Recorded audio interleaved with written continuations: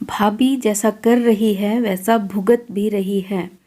सुरेखा अपनी ससुराल से एक दिन अपनी मम्मी सरला देवी से मिलने आई तो अपनी भाभी मोनिका को उनके कमरे में झाड़ू लगाते देखकर आश्चर्य से वह अपनी मम्मी से बोली, भाभी आपने कमरे में कब से झाड़ू लगाने लगी? ये तो कभी आपके कमरे में झाड़ू लगाती ही नहीं थी। तब सरला देवी मुस्कुराते हुए बोली, पिछली बार जब तू मुझसे मिलने आई थी तब बहू ने तेरी बात सुन ली थी, जिसे सुनकर वह शर्मिंदा होकर मेरे कमरे में झाड़ू लगाने लगी। सुरेखा मुस्कुराते हुए बोली, मेरी कौन सी बात मम्मी जी? वही जो तूने मेरी झाड़ू लगाने वाली बात सुनकर कही थी, सरला देवी ने उसे याद दिलाते हुए कहा।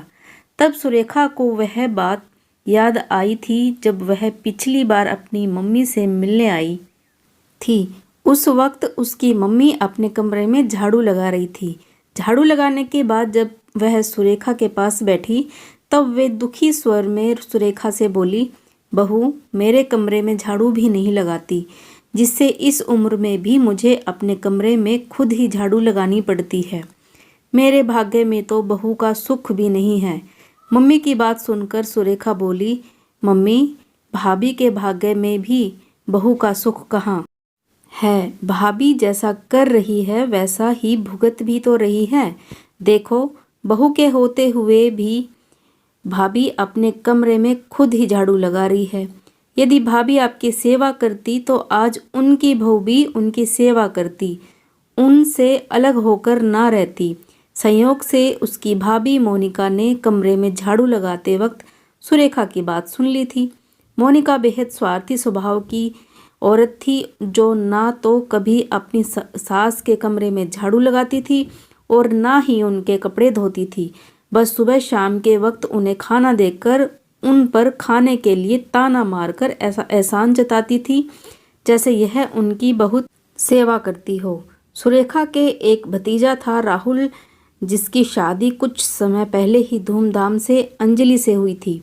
अंजलि बेहद खूबसूरत और समझदार गृह कार्य में निपुण युवती थी। ससुराल में आते ही उसने सारा काम संभाल लिया था। सुबह का नाश्ता, दोनों वक्त का खाना, झाड़ू पोछा, बर्तन, कपड़े, सारे काम वह खुशी खुशी करती थी। परंतु फिर भी उसकी सास उसके काम से खुश होने की बजाय उसके काम में कमी निकालती रहती थी। कभी कहती तूने झाड़ू अच्छी तरह से नहीं लगाई, कभी उसके धुले हुए कपड़ों में यह कहकर ये तो साफ नहीं धुले कमी निकाल देती, जिससे दुखी होकर अंजलि अपने पति के साथ घर की ऊपरी मंजिल पर सास ससुर से अलग रहने लगी थी। अंजलि के अलग रहने के कारण घर का सारा काम अब मोनिका को ही करना पड़ता था। दीदी क्या सोच रही हो? चाय नाश्ता तैयार है, जल्दी से चाय पी लीजिए, नहीं तो चाय ठंडी हो जाएगी। मोनिका ने कहा तो सुरेखा का ध्यान भंग हो गया था। वह चाय का कप उठाकर चाय पीने लगी तो भाभी का चेहरा देखकर उसे अपनी कही बात याद आ रही थी। भाभी जैसा कर रही है वैसा ही भुगत रही है, शायद बहू उन्हें देखकर बदल जाए।